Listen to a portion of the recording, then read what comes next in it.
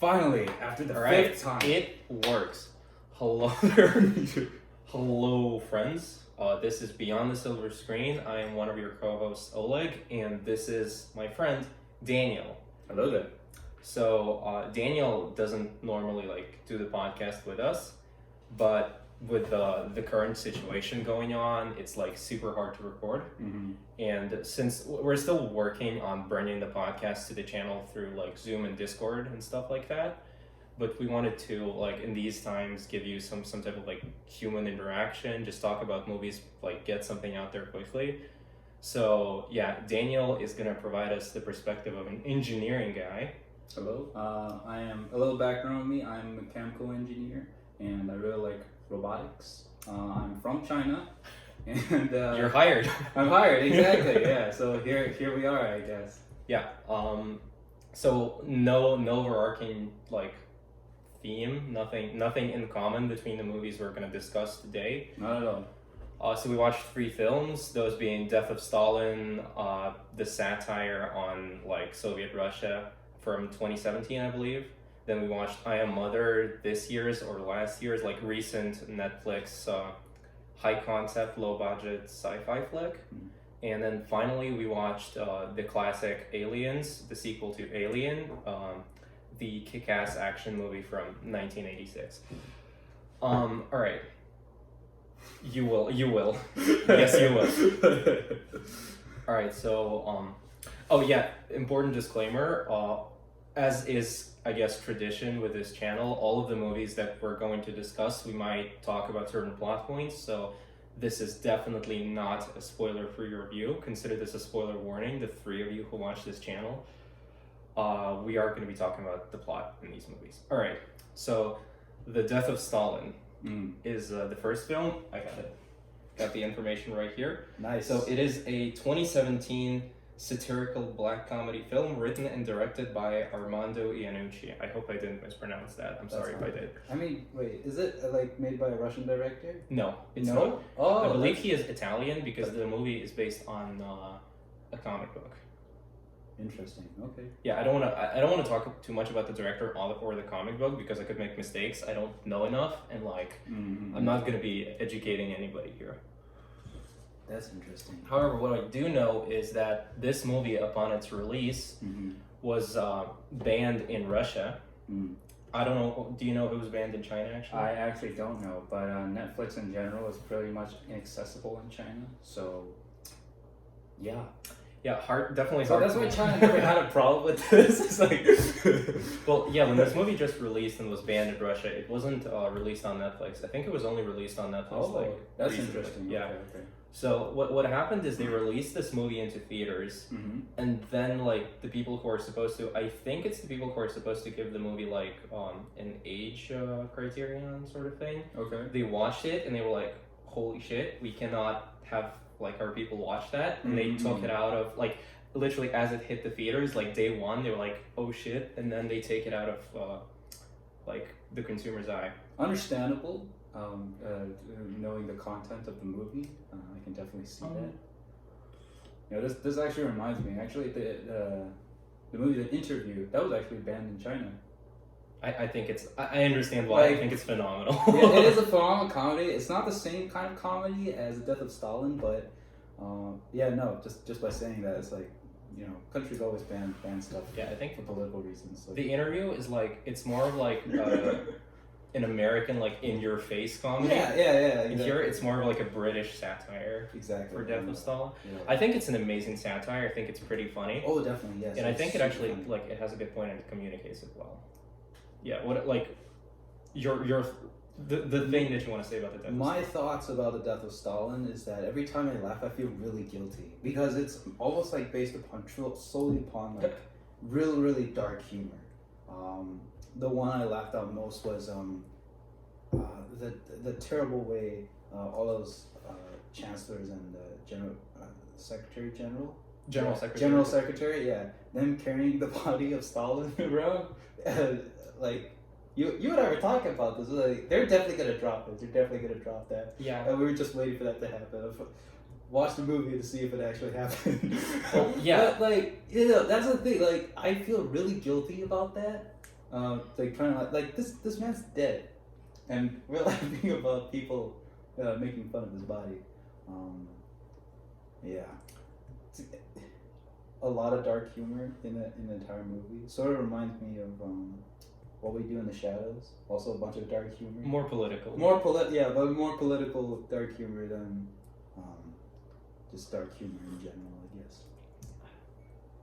Yeah, I personally like my stance on this is that like of course it is to a degree disrespectful to the people who are portrayed there, but the people who are presented in the movie and who are satirized in the movie are big political figures. Mm-hmm. Like, agree with them, disagree with them. Like, I know that there are different opinions, especially in Russia currently, about that, because this is like historical heritage, and historical heritage is rarely like easy and not controversial.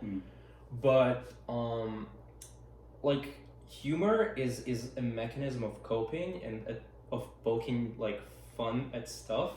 Right, humor does originate from dark things. Yeah, and like, I mean, those people who were made fun of in the movie, people made anecdotes about them even when they were in power. Like, back in, like, the 40s and the 50s and the 60s and, like, up until now. So this is kind of just, like, I feel, a manifestation of that, in a way, because, like, it's not like if that movie didn't come out, people just wouldn't ever make jokes of that manner about them. All right. That's just the way I can understand why this was banned. I personally like I wouldn't, but that definitely wasn't my decision to carry out. I thought it was funny. I thought it I really appreciated its comments on like just the bureaucracy in general and like the inefficiency of this like bloated Soviet apparatus. Right. That was funny, and that was like, agree or disagree, I think it was insightful into the author's perspective. That's very interesting. Speaking about being insightful, I do want, because my knowledge towards Soviet Union history is pretty inadequate, I feel. I'm sure as a fellow communist. As a fellow communist, this is unfortunately I failed my party here. So by watching this film, I feel like I've gained so much more insight towards. I'm just kidding. No, this is not. Many of the things portrayed in the film are true. It's just that like, right, not all of them. Yeah. So okay. So there was Malenkov. He was, because again, when I see these actors, I would associate them. Actors, and that's the thing about actors trying to portray real people, is because when there's an actor and he has acted in other movies, you would associate him to characters he played in the other movies, right? So, for example, for the guy in the man who portrayed Malenkov, he was the same. He was the father in Arrested Development. All right, yeah. Right. So when I was thinking about Malenkov, I thought he was, a leader. I didn't know that, he was a bit indecisive. But then I was like thinking about like him. He would always screw up. He would always think about terrible things to try to inflict on other people. You mean the character from Arrested Development? From Arrested Development, yeah, because he was a mob boss. Oh, that makes sense. Right. So when I associate the concept of a mob boss to Malenkov, I don't know if that is correct or not. What do you like? I would be asking for your opinion on the actual. Okay, I appreciate your appreciation, historical knowledge of the Soviet Union. But to be completely honest, like when we talk about this period in school, and we definitely do learn about it as part of like a Russian curriculum in high school. Like Malenkov was in power for like approximately a year, like less than that, I believe. So we don't really touch on most of the stuff he did, especially concerning like his personal character, like how he he interacted with other people. So I don't really know. Based on the historical context, I personally would make the judgment that he was indeed probably somewhat indecisive and somewhat too reluctant on the status quo, that being like Stalinist practices in how the Soviet government was run. But like, don't take my word for it. I'm not a historian. I'm only speaking out of like the stuff that I know, and this is definitely not a video on history. This is a video on movies. Right. But the thing that I think is important is that like you watch the movie and you don't know, for example, what about Malenkov was true and what about Malenkov was not true. But now you know about that person in like Russian Soviet world history, and you have the interest because you liked the movie or because you found the movie interesting. You have that drive to like go on the internet to actually find out. To basically just open a Wikipedia page at the like least or something and learn that. And that's where I think like historical pieces and especially satire come in handy, because like of course not every gag in this film about these like historical people is going to be true, but some of it is based on truth, and it's like encouraging you to research yourself. And I think in that way it's beneficial. Just it's important when you're watching a movie tonight, like accept the stuff you see about history as like the truth. Because like some of it definitely is true, like about Beria locking down the city. To not let the army, like all of that, for example, is true. Most of Beria's crimes, at least like according to official documents, are also true. But like you just have to research for yourself, pretty much. Yeah. All right. So do you have anything to say for Death of Stalin? Something important? Something you want to share with our small but friendly audience? I feel like, yeah, I totally agree with you when you say that, you know, never look at these things as what they truly are. It's just satire, but it does encourage people to learn more about history and the way why our world is the way we are now. And satire does give great lessons about life and great lessons about leadership and organization. So, yeah, I feel like even though it's supposed to be comedy, there are certain character traits of leadership and like teamwork does come out, and yeah, it's definitely worth learning about. All right, solid. Yeah. So we're moving on then. We're moving on, and the movie we're moving on to is I Am Mother. But okay, so this is it's not a 2020 film. It's a that light in my face. Yeah. This is a 2019 Australian science fiction thriller film. Directed by Grant, I hope I'm not mispronouncing that, Grant Sputor, whatever it is, look it up. I'm just putting it out there, hope I'm not making a mistake here. I see. Yeah, it's his important thing. I know it's his directorial debut. It's the first movie he's like ever put out there. Like maybe he's worked on a short film or something, but like, and if you like Google him, that's the only movie that's gonna come out.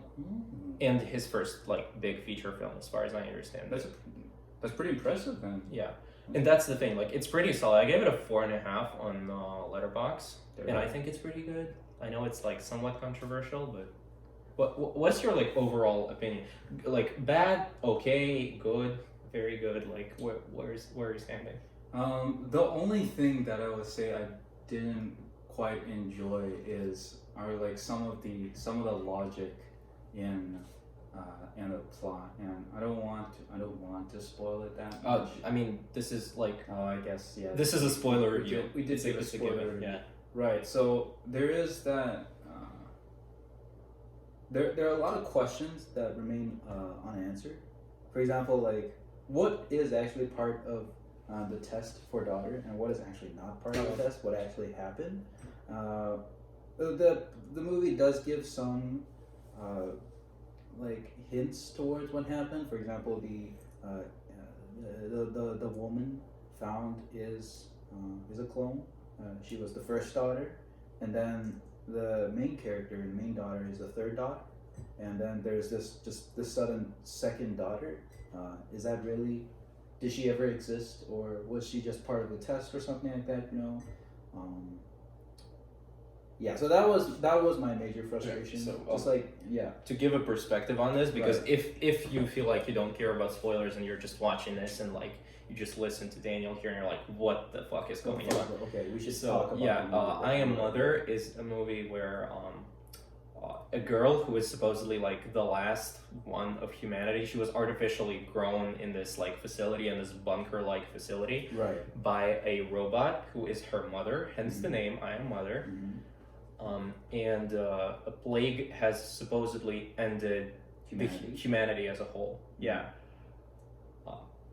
The robot then tells the daughter like never approach the doors, never even try to walk out because it's like super dangerous. Yeah.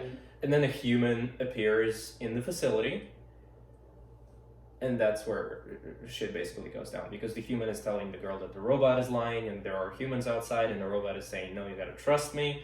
And that's where the main conflicts of the main conflict of the movie comes from. Right.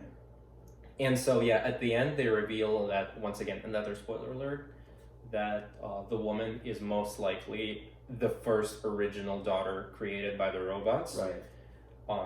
And that it was all a plan of the robots to like mold this third daughter, the protagonist of the movie, into the ultimate like not survivor, into the ultimate like builder of a new human race, like new human like society, I guess. Right.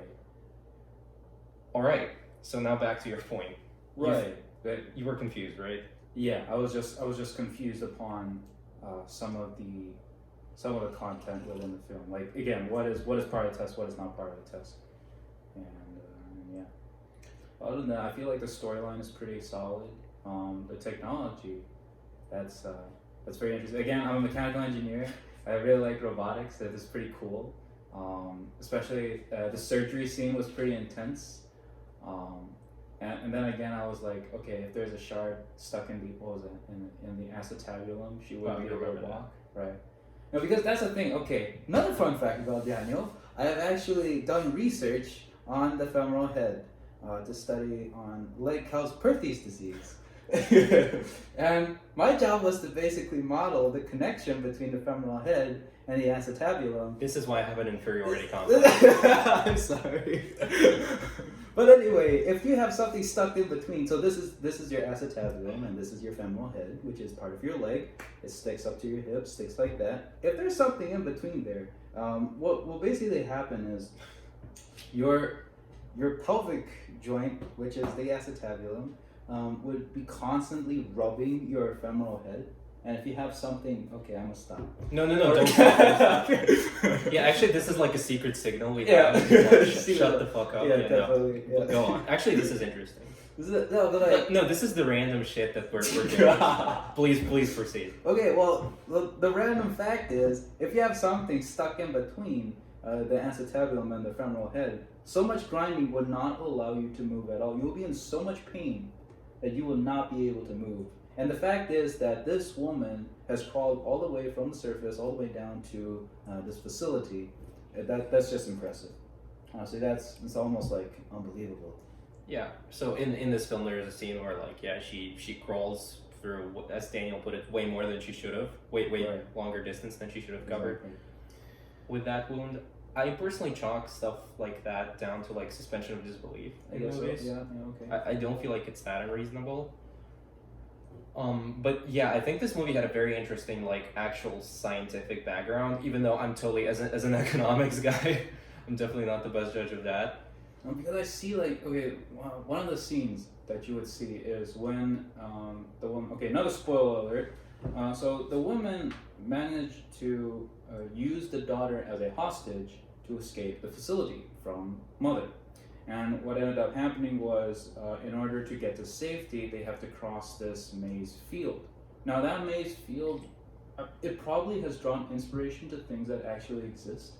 Like, when I see that maize field, I immediately think about, the maize fields in America. Mm-hmm. Like those huge maize fields across, and huge airplanes just like pollinating and like spreading fertilizers and pesticides and herbicides across. And I feel like that is there's a sense of nationalism in there, especially now that you say it's from Australia. That is what gets me the most, because like Australia is a very, very desert place. The only development on Australia is at the southeast coast, closer to New Zealand. And so the entirety of Australia is just desert. And so having this thought of like, okay, there's hope, by having this huge maize field across what was previously deserted. That to me is like, wow. That's an interesting take. Yeah, I would say. Yeah. Like, I definitely haven't thought about it like that. Yeah. Like, my take on the movie pretty much begins with it's a very interesting premise. Mm-hmm.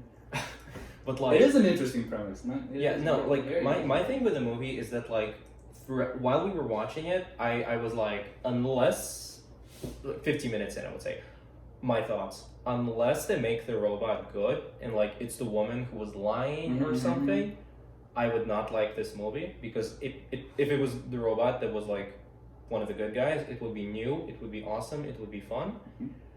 But like, if it's the other way around, it's kind of predictable, cliche. Yeah. Like, why was this movie even made then? But in the end, It's kind of a gray area, and the type of a gray area that I particularly appreciated. So both of them are right and wrong from a certain perspective. So the robot actually did care for the girl and for humanity, because the robot was a hive mind, kind of like Skynet from Terminator, aka an AI intelligence that controls all like the robots at like the same Ultron, time basically. as they rebel. Or Ultron, yeah. That's the worst. Well, I mean, it's good to compare. So, for example, maybe you've seen Terminator and haven't seen Avengers: Age of Ultron, or the other way around, and you don't know what the fuck we're talking about, but don't give a shit about spoilers either. Like, there we go. There we go. Spoil every movie possible. Spoil every movie possible, indeed. Yeah.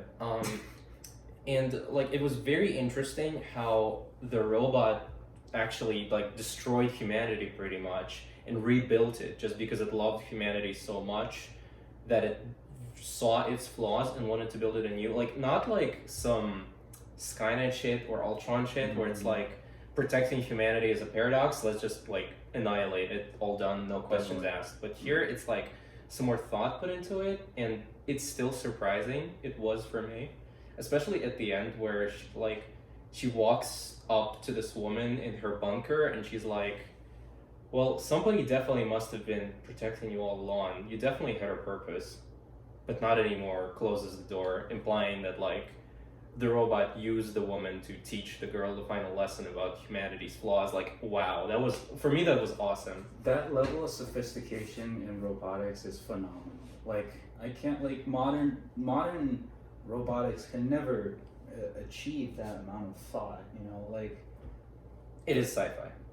It is sci-fi, and I appreciate that. You know, some people say that sci-fi is the reason, like, people are inspired by science fiction to develop technology. Right? I can see that. Yeah, it makes sense. And it's true. Like, cell phones were designed through the cell phones in Star Trek. I feel like that is the most powerful example I can think of movies, sci-fi movies, inspiring people to develop technology. You know, but this is kind of scary. You know, it's like if you need to build something new, you need to destroy the old. Well, like this definitely, ideology. I hope computers don't carry like that on. Like, I know, but like now to think about it, it's like, what kind of message is this movie trying to get at? You know, that's like another thing where I was coming from, because I was trying to figure out like what the author's stance on this whole thing was. Mm-hmm. In the beginning, I was thinking that maybe the author just really wants to make a generic movie where the robots are the bad guys and humanity's good, like 80s style. But no, that's not what they went for. Then it was like, maybe this author is coming from like a very like left-wing sort of perspective, where it's like society is selfish, greedy, it has a lot of flaws, it needs to be like destroyed and built anew and new principles. Like, I mean, it's you can see where this is like coming from in terms of like a leftist perspective. The idea of like total annihilation and then society built anew. Yeah. But I don't think it was that either. I think it's something more subtle, and it's not like a comment where that's what the author believes should happen. Mm-hmm. I think it's more of a warning to humanity, like think about like what you are and your problems and everything, because like don't let yourselves get to this point. It's definitely also an exploration of humanity with the character of Mother, because the movie definitely has a lot of inspirations from 2001 Space Odyssey from Stanley Kubrick, which I personally am not a fan of. I mean, I Space think it's a great Babies is like Come on, that's amazing. No, at the end, spoiler. Spoiler. Not gonna talk about what happens in Space Odyssey too much, but like it's a little too slow for me, and it's only hard for me 3 to hours. watch. But I With a appreciate 15-minute intermission. I appreciate what it stands for, and like definitely it influenced pop culture and just like cinema culture a lot. What it's done. Yes. So this movie carried a lot from Space Odyssey, like down to the imagery with like the robot having one eye in like the center of the face, and like there's a shot where it zooms in at the circular eye and like it's glowing, literally like ripped from Space Odyssey. Mm-hmm. And the whole idea of like, can a computer get more human than humans, which I feel like is a conflict they try to build with the robot and the woman. Mm-hmm. Definitely carries from Space Odyssey in that regard. Definitely carries from a lot of stuff too. Like you could say soft inspiration, the Terminator, with the whole idea of the machines rising up and creating an apocalypse. Right. Like yeah, nothing else really comes to my mind as of now, like except for those two. But primarily it's Space Odyssey, which is amazing. Like once again, as somebody who doesn't really like the movie that much, I still appreciate when it's culturally used well in other media. Nice. To me, the standing of so it seems like in this movie, I Am Mother, it seems like the robot is sort of top on the hierarchy of being, of existence in that universe. Like, are you talking about the robotic hive mind or the mother? Well, both, right? Because the mother is So the hive mind. the hive mind. Okay. The mother is the hive mind. That sort of reminds me of the pilot robot in WALL-E. Okay. Right? Like you see, like to me, like the design's pretty similar. It's just white. Actually, that was also taken from Space That's also Odyssey. taken from Space Odyssey. Right? But that is even more obvious in my opinion. Yeah, that's way more obvious because the robot is there that controls human behavior, and whether or not it's controlled for the better, that depends on the programmer to me then, because the programmer in WALL-E suggests that just keep humans away from Earth, but the programmer in I Am Mother is saying that you need to benefit humanity for self-sustainability. And that is the whole purpose of destroying civilization and rebuilding it from scratch. To introduce these traits to people. And it sort of touches upon the function of robotics, the function of technology. It's like technology, people design a product to serve a function, but whatever that function is dependent upon the inventor or the engineer behind that. And I just feel like the purpose of technology could go like both ways. Yeah, I agree with you that like it definitely is the creator of a certain piece of technology, especially when we're talking about like AI, that instills values and principles onto the AI. But I feel like it's also within the scope of these movies, it's counterproductive to the idea of like crossing the border between AI and human to think about a program, because the whole point of the AI in Space Odyssey especially, and also 2001 and maybe to a small degree even WALL-E, is to see them as heroes or villains, to see them as human, because they pretty much are. They're not just programs, but they're characters with character flaws. So they even have the imperfections that are supposed to make them human. And that's what's interesting about high concept sci-fi like that, is how the idea of AI is used to explore humanity. Because there really is no human authority over that AI. That's kind of the point, because they strip that human authority, that programmer, that IT team away. Right. And that's where it's like it's We're AI just on its focusing own. on the okay. What does it do? Yeah, so I think that's what it's about. But the idea of a programmer instilling his values, it's interesting to think about, what type of fucked up person would even build. I wouldn't even think it's a fucked up person. I just think that, it's a person who wants to change the world for the better, but when they're running this AI algorithm, the solution that this AI has come up with is a messed up solution. So the best example I Actually, can good point. give is like if you're an engineer or a coder and you want to calculate the frequency response of a circuit, for example, and you use start scratching the forehead. Okay, well, if you take X215 and you're forced to use MATLAB to solve your problems, or you could use Mathematica, whatever. Yeah, our 60% Russian audience is very interested in X. No, actually, they are. They are? Okay, They are. great. Well, maybe you understand what I'm talking about then. When you run an equation through this program, the answer you get is kind of messed up. You have to do your own tinkering to make sense of these, the answers that it's outputted, right? But in this movie, what they did was the robot basically took the output itself and dealt with it itself. Right? Actually, So- yeah, that's an interesting point. So I've only taken basic programming, so I can understand some of it, not as much as you. Hence the inferiority complex. right. So I don't think, like, without knowing more about the programmer, I wouldn't blame the programmer for what happened, I guess. I mean, I agree with that. Like, it's hard to think about, especially in a movie that doesn't want you to think about it. Exactly. You Yeah, wouldn't have right, enough right. information to come to that Exactly. conclusion. But I see your point. I definitely see your point. Alrighty then. Do you Alrighty. have something else to say about I Am Mother?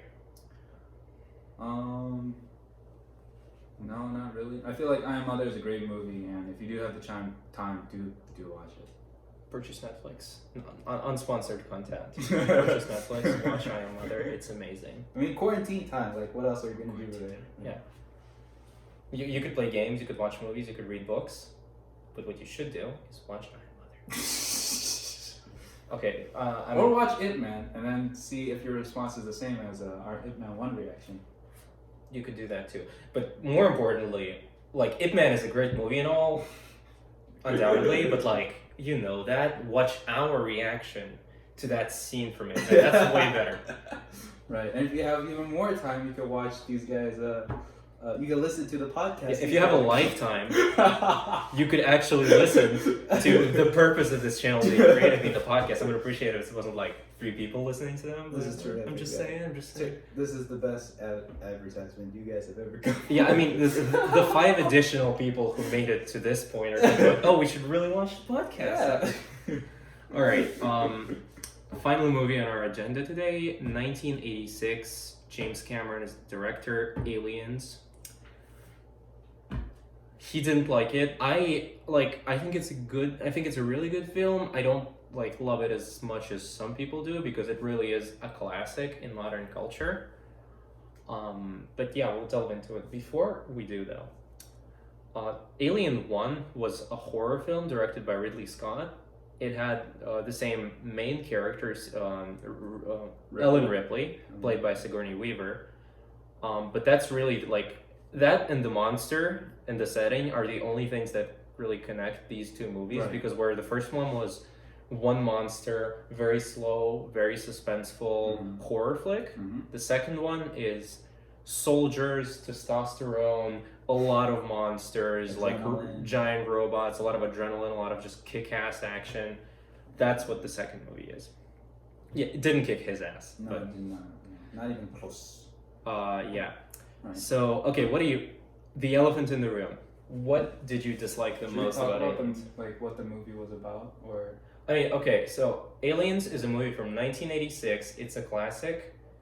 If you are watching this video right now without having seen Aliens, you will get spoiled. Also, how did you not watch Aliens up until now? Do it. If you want to, it's fun. If you feel like you don't want to, feel free to stick around and just listen to us spoil it for you. But what are you doing with your life? probably Proceed. doing something productive, I guess. Okay, who wants to do something productive, especially in quarantine? Consume. All right, let's go. Let's go. Right. So What did you dislike the most? I don't even know where to start, man. It's like, Ooh. Okay. I'm that kind of person who says I don't even know where to start because I when I don't like a movie, it's always about that feeling, you know? It's like when I watch Star Wars. What's the last movie of Star Wars? Rise of no. Ray Skywalker. Is it Rise of Skywalker, right? Yeah. It's like I just had a feeling that I don't like it. Oh no, because that movie was shit. I mean, like If you disagree, I respect that, but holy shit, you're wrong. I didn't like that movie. I can't really say why I don't like that movie because as just an action film, it's like it's got decent action. It's got like some cool like visual effects.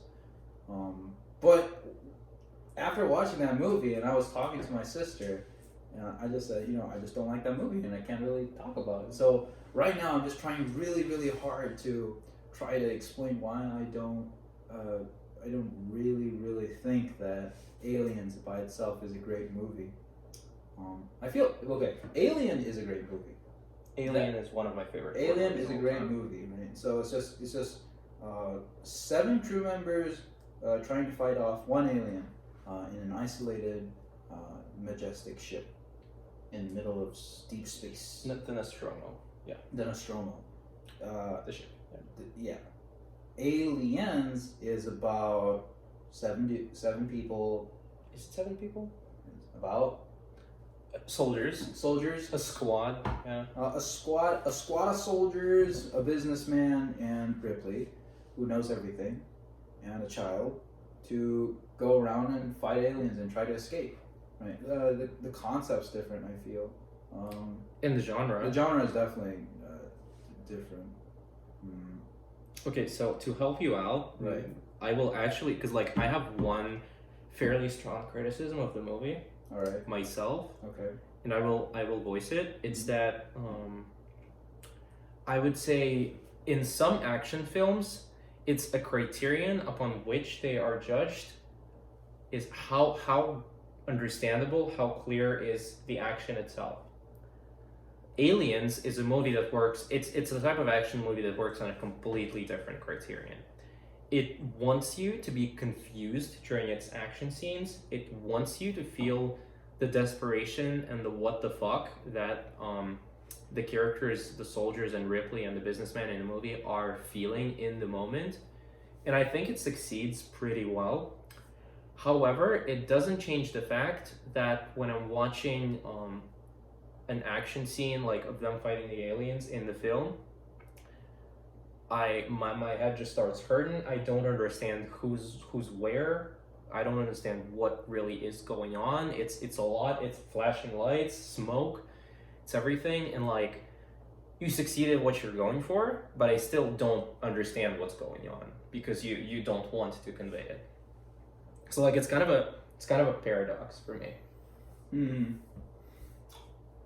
Yeah. So for action scenes, like I really enjoy meaty action scenes. Not me Define like meaty. Like not people like naked or anything like that. But like what I meant by meaty is that sound. Like for example, sound is amplified. Every punch is amplified. Okay, so juicy. Also that every punch is visible. There should be so. When I compare action scenes, I like to talk about the analogies of like Japanese samurai action films. That Seven Samurai. What? Like Seven Samurai. It's just a movie I love. Never mind. I'm sorry. I'm sorry. At least you didn't say 47 Ronins. 47 Ronins. Is it The Last Samurai, which is actually like pretty good. The Last Samurai is great, but it's like it's still okay. But not 47 Ronins. That I had like I don't love it. I definitely had a good time with it in the theater, but that's about like the highest praise I'm gonna give it. Like I mean, it's a movie that didn't really impact my life. That's like no, definitely okay. Right. So okay, let's talk about 47 Ronins then. 47 Ronins, it doesn't really catch us that much. I feel like the story about 47 Ronins is an amazing story. All right. So like the historical story, like what really happened. I barely know it. It's about a Japanese lord who was betrayed by a different lord. Spoilers. No, this is history. Well, I guess. Yeah, if you're watching the movie without knowing history, it's still like in the same way you could spoil Death Stone. Hey. Me first. All right. okay, fine, right. The movie is basically talking about the what happened in history, but added some mythical creatures in there, right? Yes. Yeah. So what basically happened was a lord was killed by a different lord, and immediately when the lord, when a group of samurais lords is killed, and the samurai did not commit seppuku. Seppuku, Seppuku. I believe is. We could be Hey, I'm mispronouncing. Chinese. I'm not Japanese. I don't need to know this. All right. So Cultural unawareness. cultural is unawareness tight. is. Thank you, Ryan George, for the amazing punchline. Check out his channel. Check out Unsponsored content. unsponsored content. This is his channel is honestly great. It's like It is. Okay, enough of we're not here to praise our Lord and Savior, right, George. Right. Okay. Wait. Okay. So 47 Ronin is about right. So when samurai's lords are killed and they do not commit seppuku, they become ronins. And Samurais without a lord. without lords. So what they do is they were trying to take revenge upon the other lord, but since there's a strict hierarchy in ancient Japan, I guess, Okay. they cross the Medieval line. Japan. Basically. Medieval Japan, they cross the line, and therefore all 47 of them eventually, after revenging for their lord, basically committed seppuku. Okay, so what is the criticism of The the criticism, of the film? Yeah, I'm actually trying to praise the film here.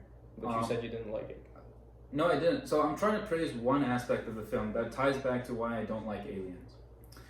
In the film, in the action scenes, especially the best action scene in the entire film would probably be the action scene.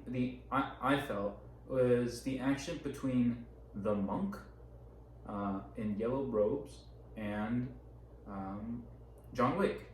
So there is a scene where I remember it. I watched this movie ages ago. there was a scene where they had to. The 47 Ronins need weapons in order for their revenge, and so John Wick said, I know a guy who has very fine blades, but he is a very dangerous man. Okay, the bird-looking one. Yes. Okay, yes. I remember that scene. Yes, that scene is amazing in that you can, if you stop the frame every 5 seconds and you just look at each frame, you know the action. That's the important thing about action movies, is that there are certain moves that should be held still in order for you to know what's going on. There's a sort of art. Well, that's the Japanese way of doing it. But That is the martial art film. Yeah, that the is- martial art film way of doing That is the martial art way of doing it. But it is the same thing for any action movies. So if you look at Hobbs and Shaw, the scene with, or even Cut. okay, new movie, Captain America: Civil War. Better. Wrong movie. Wait, I mean, it is Winter better. Soldier. Also better. Better than Hobbs and Shaw. Okay, if you want to I want to talk about a really good movie technique, and I'm gonna do it based on my analysis of Hobbs and Shaw. What the fuck? Fine. Captain America, Winter Soldier. Winter Soldier. The fight between Captain America and the Winter Soldier, the first fight, where they jump off the bridge and they fight on top It of has all the cars, same qualities of. It has the same qualities of a martial, The action is clear and distinct. exactly. But if you look at Aliens, It's the opposite. it's the opposite. There's nothing. It's like two seconds into the scene, you're like, okay, there's 45 different cuts in here. I agree with that. But that's the thing is, it's kind of like the purpose is to the purpose is to evoke estrangement. with absolutely everyone. confusing. It's watching you're supposed to experience this scene from the perspective of the Marines, and to them it's touching moment for American viewers Mhm. and their culture. It's as if you are literally just a recruit that's thrown into Nam. That's the Yes. extent we're going. That's how it's supposed to feel for them, I think. Right. You're not supposed to understand anything. You're supposed to be confused. You're Mhm. supposed to be disoriented. And I agree with you that it does not make for good movie action in an intuitive sense, Mm-hmm. because you don't know what's going on. It doesn't feel kick-ass because of that. And with the whole like build-up of the Marines being like super badass and like you wait like a solid 40 minutes for the action to start in the film, it could feel underwhelming and confusing, yes.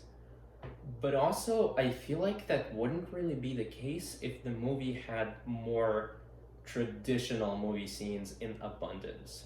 Like if like action scenes in particular. Like if we had more traditional action, then maybe these first disorienting, confusing scenes wouldn't feel like they define the action in the movie overall. Like her fight, like Ripley's fight with the Queen alien, is probably the only part where the action That's the only is part clear where and the action distinct. is- Yeah. And in all honesty, it is iconic, but like it's not that kick-ass. It's just cool, but that's all I can say about it. I mean, the kick-ass part was Get away from her, you bitch. yeah. That's pretty badass. That's pretty badass. I feel. And I feel like it sort of resonates back to the first movie where Ripley was to beat the alien. Like the actual sequence is pretty similar as well. It's like, okay, first, okay, I see an alien that is unexpected. Let me go hide first. When I hide, let me wear a suit. Let's get out of the suit. Let's try to get the alien in the airlock. No, first we gotta. Aliens in the airlock. There's an alien. We gotta explode the place where the alien is. Yes. Oh shit! The alien is on my escape pod. Okay, guess what? Yeah, definitely like copy pasted there. It's James definitely James copy-pasted. Cameron. I know you're watching this. It's very original, I feel like. And then he made Avatar. Yeah. What? Very original. Very original. Right. Watch Terrific. Pocahontas. Terrific. Absolutely terrific. I feel. Another thing I don't really like about it is I don't really care for the characters. They are generic. Yeah, and they're very flat, I feel. The 80s way. Yeah, the 80s way. And I felt like, I guess that's the same for Alien, but in Okay. Say what you want to say. Don't fucking touch the Holy Bible here. Okay. I'm gonna fight you on the alien. Alien doesn't really explore the characters that much. Alienza or alien? Both. Ah! Because We're talking about aliens. Okay, say what you want to say, but I will fight you. alright, well, Alien itself, we don't really care. The audience doesn't really care about the character, right? They only care about what happens next because the genre is suspense horror. So you want to know development. You don't really want to know about the past. Unless this is like a murder mystery, then you would care about, like what the character is and stuff like that. But now you're trying to like, it's like looking at those YouTube videos about how people try to escape escape rooms, basically. I don't care about the character. I just wish that the character gets out of the escape room, right? And so, Alien is basically there's this obstacle and a bunch of characters are trying to solve it, and you're just wondering what the obstacle you're going to face next, because there's more thinking involved. But whereas Aliens, the only thinking that they're doing is about, okay, how many, what's the next way I could use a gun, basically. Fair. Like there's no, and then, but the entire movie is about life and death. Okay. There's a mass genocide. I would use the word like massacre. Okay. For 70 families, this is a huge deal, and there really isn't any. I don't really feel for any of the characters. The only characters that portrayed any human traits of like softer emotions that are less buff or like less masculine, I guess, less masculine feelings is for the couple who committed suicide by throwing a grenade in the air vents. That one. Okay. That's the only, those two are the only ones who have like less masculine traits, and also for one of the survivors that sort of has a feeling for Ripley. Mm-hmm. No, like yeah, Like so the soldiers. The soldiers, yeah. But other than that, like no And one he else. is had like any- he is essentially like whatever his name was from Terminator. Was it Kyle Reese? Whatever. Oh, he's from Terminator. No. I mean the character type, like in the first Terminator movie, the soldier who goes back in time to Sarah Connor to save her. Literally the same type. It's just attractive, buff white guy soldier. Like that's really just the '80s thing, Right. where he's just like he's just like perfect sort of, and he is the romantic interest. That said, I do think aliens suffer somewhat from this '80s storytelling where definitely. characters are just overly massive. Like it's the same for like this. Like the Predator is a very similar experience. I don't know if you've seen that. I have not. Where I've seen the new Predator movie. Let's not talk about Let's not tragedies. talk about- okay. So all the characters are very one-dimensional, very bland, very boring. They're just masculine soldiers. They don't really even have character arcs, and they're just there to experience these disorienting situations and be like killed off. Right. Yeah, but the first Alien movie though, all the characters, like you don't start off with Ripley waking up and going to the colony. You start off with them waking up, all of them from cryosleep, having like a meal together, chatting, talking about like salaries and shit to establish character. They discuss mundane matters and you understand what every character stands for, what they're like, what they are on a very basic level, and why they act the way they do. Like, for example, they characterize Ripley very early on to be like mature by the book and practical in the situation where they wander off on the planet where they received a distress beacon, and they want to bring one of the crew members who was infected by a face hugger on board. And she's like, no, I am the commanding officer. I don't care what you are telling me as who are outside of the ship. I will not open the door because it's unsafe. It's not by the book. Characterization for Ripley. Then the guy, spoiler alert for the alien, the guy who we later learn is the android, still opens the door, and then we see him actively studying the Ash. face hugger. Like, yeah, Ash, thank you. Wondering about the survivor who had the face hugger on his face, just studying. That defines him as like curious, as very interested in the alien creature, as it makes us suspect he has an interior like agenda. Another example I can give of like characterization like that is in the beginning we have, I don't remember his name, like there was a pair who didn't care about anything. They just wanted like a higher pay and like do that shit. Like there was like a tiny looking white guy and then like a very big buff black dude. Yeah, and especially like I want to focus on the second person because he lived longer. Exactly, he lived longer and he actually had characterization. So in the beginning he's like all looking out for myself, just want to get paid, don't want to work. But the moment the hard shit starts, he is the one who's helping everyone. He's the one who's like carrying a gun. He's the one who's looking after each other. He's the one who pretty much sacrifices himself for another person. Like when he dies, like and like it's focusing on his face with like the moist from the alien on it. It just felt like he was a very angry dude, and he's angry about everything. And the more that he helps the commander, who knows what she's doing, the more chances is his survival. So I wouldn't say that his character changed at all. I would say it's not a character study, so the character arc is very basic, but I do think it's there. At least you understand, like even if you disagree with me, you had your own read of the character. Right. Where trusting in the captain and like following Ripley in that sense is the best chance of survival, and he's all about that. He did that and he succeeded. That's still a read on the character that you got from that beginning where they establish everybody's like behavior, everybody's character, because you know what he's like, what his deal is. In Aliens, you just learn what everybody's deal is at once because they just build them up as like they're ferocious fucking soldiers, best of the Marine Corps, like masculinity flowing like out of their ass, like that's it. And they're that's like JoJo in real life, but without their stands. Yes. That's it. Like That's it. I agree. Like... The characters are not good. I agree that the action scenes are good for what they stand for, but are like not what you would expect from an action scene. But all that said, Aliens is a kick-ass film if you just accept it to be an 80s movie.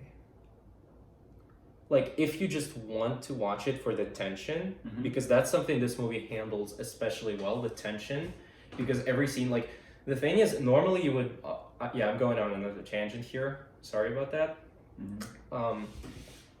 Alien or John Carpenter's The Thing, which is a similar movie, both of those movies introduce the alien monster, like, halfway or maybe like a third into the movie, like 40 minutes in and maybe even more. And that's a masterpiece in tension building and suspense. However, Aliens is once again a generic, truly 80s film and an action film. And for that movie to be able to use those basically masculine like soldier boys and that like stereotypical capitalist bad guy businessman type who's like sleazy, I don't fucking know how to describe him, and just douchebag. And with those basic characters, this movie still manages to have you waiting for the aliens, to build them up in an effective manner for a solid like hour before you ever see an alien on screen. Like, it builds the suspense with like the radio tracker, like beep beep beep beep. It builds the suspense with the girl. It builds the suspense with them arriving on the planet and just seeing the ruins. It's kind of amazing how much of an action film it is, considering its success on this front. And it doesn't end there. It continues building up tension pretty much until Ripley meets the foreshadowed alien queen. So it's just good at your argument is, as an 80s film, it is great at building suspense for an action movie. My argument is that I think it's, for any film, I think it's a very solid movie. I don't think it's, like, in my personal list, it's definitely not one of the greats. I don't think it's phenomenal. I think it's a very good time and something that everybody should like watch once at least. But it influenced our pop culture a lot. But like, influences what? Our pop culture a lot. Pop culture. Like, I mean, the alien queen, and just like in general, the idea of like the infested colony, like all of those were vastly used. Like both the imagery and the ideas. Okay. I mean, okay, maybe I'm reading too much into it, but I feel like it did. And I feel like a lot of people agree with me on that there, at least. But, like, all that said, I don't think it's great. I truly don't. And, like, if you do, Einish, if you do, fucking comment on this video. I feel like the Alien franchise, though, is pretty good. Okay, wait. What other movie, except for Alien 1 and Aliens, is fucking tolerable in that franchise? Let me pull everything back together here. Okay, we're good. When I meant Alien franchise, I meant the alien itself. Okay. I felt like the design of the monster is phenomenal. Is phenomenal. Honestly, it's phenomenal. And it is just so creepy to look at. Like that is definitely something that's gonna stick in anybody's brain if you first watch it. You know, like, and then you start to analyze like why it's so disturbing, and then you said during the movie it's because it actually represent. And I saw like, oh, when we first saw the face hug, I was like, huh, that's a creepy looking vagina there. It's like, yeah, you can say that because that's exactly what it is. That's exactly what it is. When they were designing these creatures, what they did was they took out whatever was most vulnerable to people. Yeah. Whatever is most how do I put it? Most sensitive to people. Most disturbing. They basically use that as inspiration to create their creatures. The larval alien looks like a dick. I second that, absolutely do. Yeah. Like, because the alien is like, as a character design, as a monster design, the alien kind of like is built to prey on the stuff we feel uncomfortable about, on the stuff we feel vulnerable about, and on the stuff that is like kind of under the skin. So it like the two things that it uses primarily are sexual imagery, in my opinion, Mhm. and as far as I understand, you agree with it, I agree. and also the disgust factor, because aliens as a species in many ways represent bugs. They move like bugs. They like They the way they behave like reproduce bugs. is Yeah. like bugs. Yeah. They resemble bugs. They like it just they make us think of bugs. Like I remember watching Aliens. I saw the alien queen, and I was like, that's a fucking wasp. And That's a wasp. I That's a wasp. fucking hate wasps. Yes, we could talk about wasps. But let's not talk about wasps. But the alien queen looks like a fucking wasp, and the face hugger does look like a vagina. Yes. And like Alien itself, like the way it attacks, like the mouth coming out of the mouth, definitely like I'm not saying it's obvious, it's not a satire, but like subconsciously, I feel like it does draw on a lot of our associations with sexual imagery. Yeah. That was quite a tangent there. Right, definitely.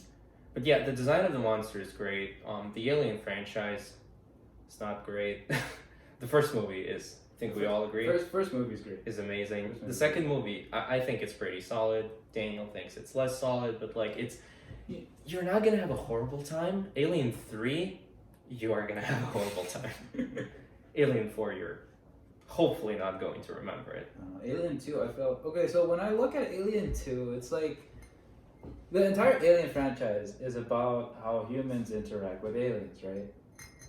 Yes, in a way. In this universe, it's like, oh, aliens are the bad people. And when I was looking at Aliens, it sort of reminds me of the arrival scene of Avatar, like Blue People Avatar. Blue People Avatar. Blue People Avatar. James right? Cameron Avatar. Actually, the same director. Same director. No, okay, so you see the resemblance then. It's like, oh, there's a colony there, we need to get there. The colony, there's extraterrestrial being there, they're causing trouble, we need to deal with that. Even the machines look very similar. Like the war machines in Avatar with, you go inside, your body's still sort of exposed.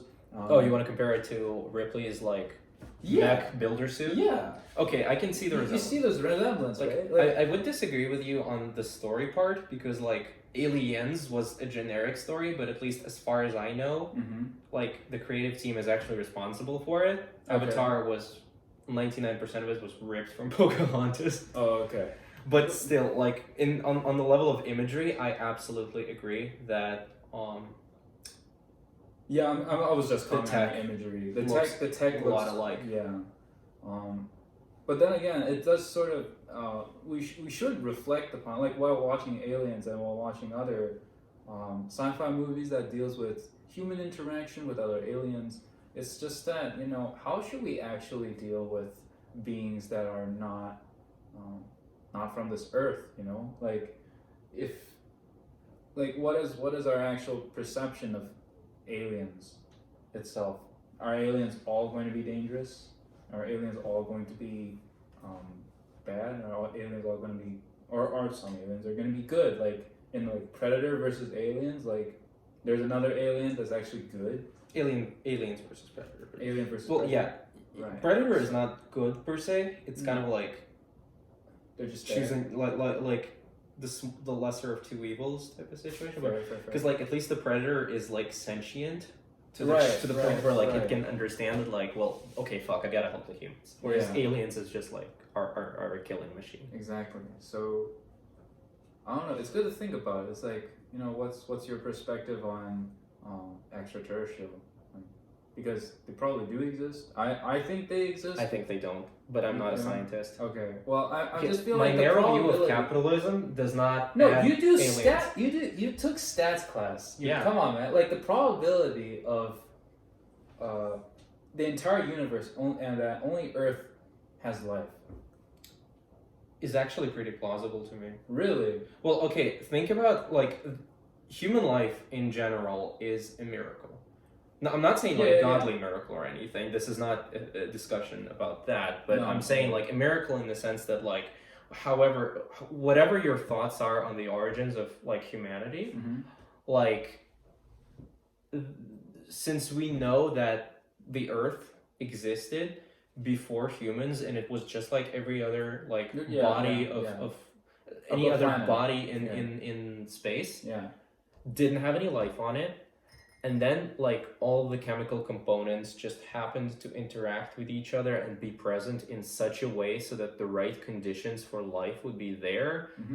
that like the space phenomenon, like the way the planets are located, the temperature, the distance from like the sun and stuff, Mm-hmm. all of those components, every one of them having a certain probability, all of them aligning, those probabilities multiplying, an infinite amount of possibilities. The chance of human life being there in the first place is so low that like it wouldn't shock me if the human civilization was the only one out there.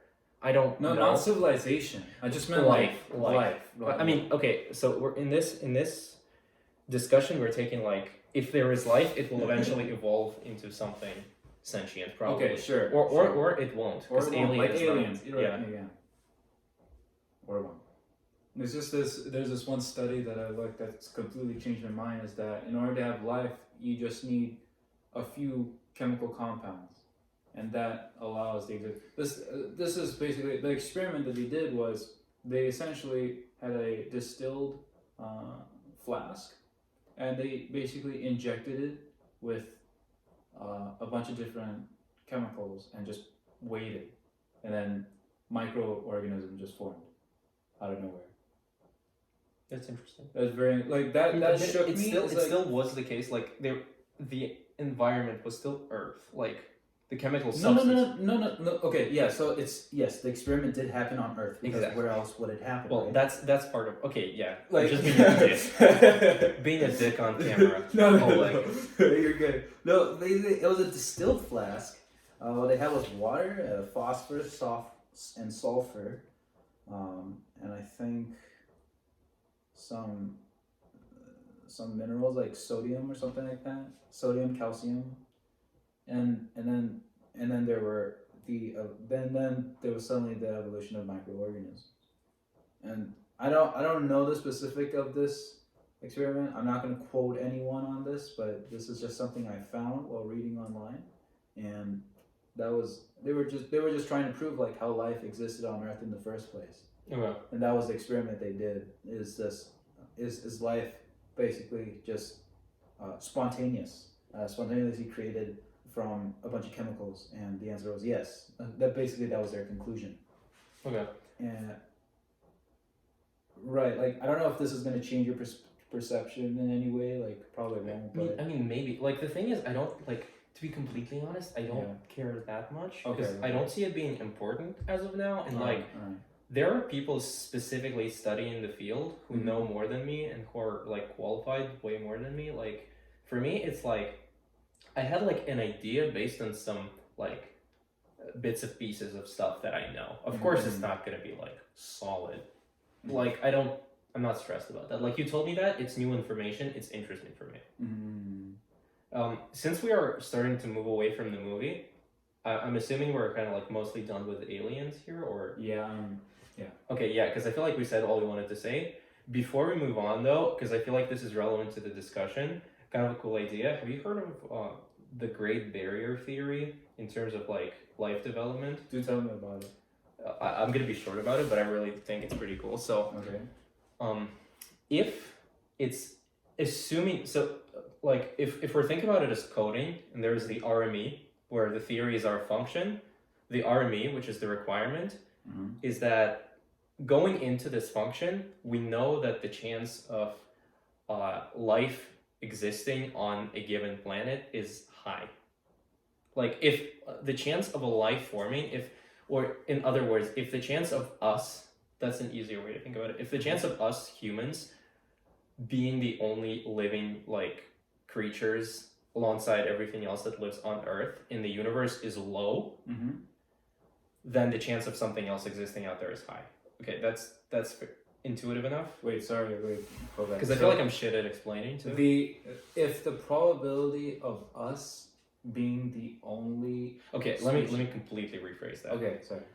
The probability of life existing somewhere in space that's not Earth is very high. Because that's like that was just a statement. That's a given. That's a given. Going into this theory, but for example, like you just proved that it's easy for it to be created. okay, let's suppose that, yes. Okay, I so never fact checked that. oh no, paper, we're so not. I We're, don't we're, know. we're totally. We're not scientists. We just sit here to make shitty YouTube videos that we don't even Definitely. get money from. Exactly. So Let's hit 100 subscribers. Let's go. that's never gonna. So Right. given that Mm-hmm. we as humans have explored a somewhat fair amount of space, like out there, and Not even close, but I get your point. well, okay, the universe is infinite, no matter how much. No, the universe not? is finite. Yeah. Okay, actually, It's just expanding, but it's okay. It's super fucking big. Can finite. It's huge. Yes. I'm a basic bitch. I want to keep it like on basic terms. All right. So like the universe is big, Yes. but we have explored a chunk of it on which it would be weird to not find any life if it was easy for it to exist. Does that make It sense? would be weird to find. To not find any life If it making was life is easy. Exactly. If life is easy, we should spot it by now. yeah, that's the argument. Thank you, because I'm really shit at this. All right. No. Okay. Yeah, I see the argument. And so this is, once again, I'm not even subscribing myself to the theory. I just think it's a cool idea to think about. Okay. This is where the idea of the Great Barrier comes in, which says that there is some sort of developmental barrier in the progress of every like species, or at least every like life form, that stops it from reaching the level of noticing other life forms. Like it could be an extinction event. It could be, for example, humans get too smart and start a big war with each other, and that's a given. We don't know what that barrier is for sure. But the thing is, we are either on one side of the barrier or the other side. So, for example, either that's something on like a very basic level, like sentience, like humans using tools, is such a hard barrier that like it's hard for us to pass it, to make contact with other civilizations out there. Right. Or maybe it's beyond us, like some sort of a great war that's like inherent to sentience. And if we have already passed the Great Barrier, then since we haven't found anyone else, it is most likely that the chance of passing said barrier is so low that the probability of us finding any civilization that tries to establish contact is also very low, because they're most likely not going to survive past that barrier. But the creepy part is that if that barrier is still like in front of us, and there are those few select civilizations out there that have passed it, they're never going to be able to contact us, and we're never going to be able to answer those questions, because we're like our chance of actually surviving past the Great Barrier is like very low. That's very interesting thought. That is probably the scientific ecological dead bullshit, zone? but it's fucking cool. That is kind of cool. That is kind of cool. I mean, if you want to continue this video, I want to talk about a book called Three Bodies. I don't know if you heard that before. Okay, so if you already have clicked away, but since you're already here, you can click away. But we're going to talk about the three bodies. Deal with it. There's a book written by a Chinese sci-fi author. The series is called The Three Bodies Problem. It was about people trying to solve. It started as a murder mystery case. Okay. About finding out why all these physicists in China are committing suicide. Oh, that was a thing, like, or is this based on a real thing, or just no? This is not based on a real thing. No, otherwise it'd be super sad. Yeah, no, I'm like, all these physicists are committing suicide. I'm like, wait, where did that come from? It's like so basically the plot is every physicist is committing suicide. Oh, so they learned something that makes them so depressed that they... Yes. Okay, and that's so interesting. Yeah. What they've learned is it actually is what's happening currently. What do you mean? What they learned is, so a lot of physicists, the only physicists who committed suicide are physicists who are learning about subatomic particles.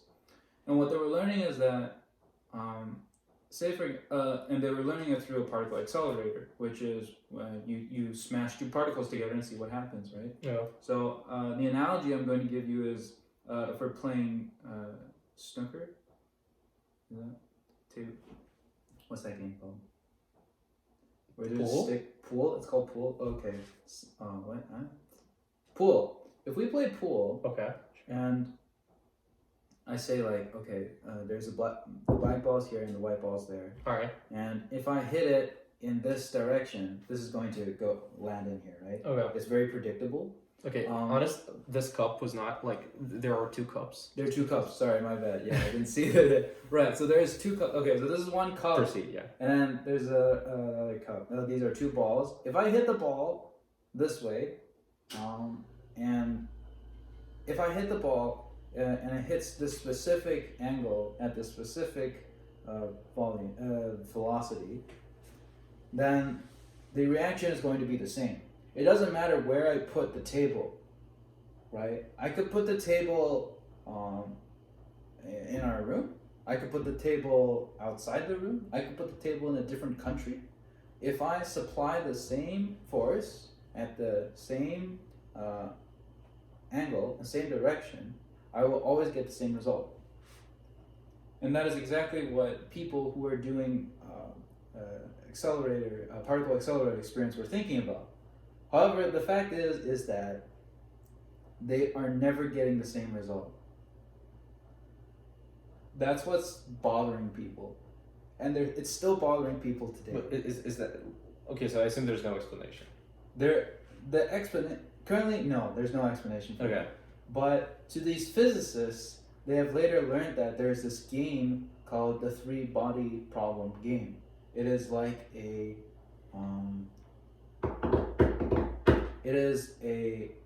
VR game that allows you to live on a very, very faraway planet. And for some reason, the time in this planet is very weird in that you can interact with ancient people and people from the future. So it's like you're sitting, you can, in this game, you can talk to Steve Jobs and Confucius at the same time. Okay. So there's something weird with time. Sure. Right, but they were trying to figure out why civilization keeps getting extinct on this planet. So there is a way for a species to hibernate when a mass extinction occurs. But when it does, civilization is restarted. So the purpose of the game is to understand how to survive on this planet. And there's no way for you to survive on this planet, how do you, what are you going to do about it, basically? Like, or at least why it happens, I guess. Yeah, and why it happened. Okay. So, this detective is also a professor in nanotechnology, and a lot of his friends died, and that's why he joined the police force, blah, yada yada yada, and then he played this game and whatever, and then he found out, oh, okay, so basically, the problem with this planet is that this planet is orbiting 3 suns at the same time. And there are times when the 3 suns would align at the same time, would appear at the same time, that it just eviscerates all living beings on this planet. And because the temperature is so hot, there's no way anyone can record this mass extinction event. And so are they destined to repeat it again and again? Yes, they're destined to repeat it again and again until this nanotech guy, he proved that there are 3 suns. So hence the 3-body problem. And they were trying to model like a particle going in between 3 bodies, and trying to solve that problem basically. They're trying to model their planet revolving around 3 suns. Okay. But it was impossible to model it. So they plan to escape. And knowing that, and so basically the game basically allowed people on Earth to understand a planet that actually exists. And based on that, they have developed, through the game, he later knows that they have developed a particle. This civilization has developed a computer the size of a particle. And they have sent this particle to Earth to block the Earth from any further major discoveries in science. So science advancement will cease to exist because these people from this other planet wants to take over Earth. Wow. Yeah. That's a lot. Okay. So at first it was a sci-fi. At first it was like a suspense. Yeah, I'm like this just went And then the other fucking direction. Exactly. So it's literally, and there are 3 books. Each book is like over 2,000 pages. It's like, and everything that I described to you was everything that happened in the first book. Okay, don't spoil it for me, only for the audience. I won't tell you what happened in the end, because But what happened is this. no, because that happened in the 3rd book, and Oh boy. I hope you have the time and effort to read through all I these have the things. time to sometimes record like 3-hour pod. I have Okay. I have the time in my Right. life. Because trying me to read the trilogy, I think it took me like 2 years to like read it, because there are some boring parts. It's like, oh, this is how people behave when they know they're gonna die. Like there's a lot of humanities involved, also in Yeah. like science. But one of the humanities part that talks about basically extraterrestrial contact with human civilization is that their theory is that the reason why we don't see other civilizations is because of the dark forest theory. Is that the universe is a dark forest, and under advanced planets are the prey, while others are hunters. So there are hunters and there are prey in this universe. And every time you see a planet that's better, you either take it or you just simply destroy it, because the possibility of a planet having other civilizations is friendly and non-friendly is like 50-50, and no planet is willing to take that chance for them to be non-friendly.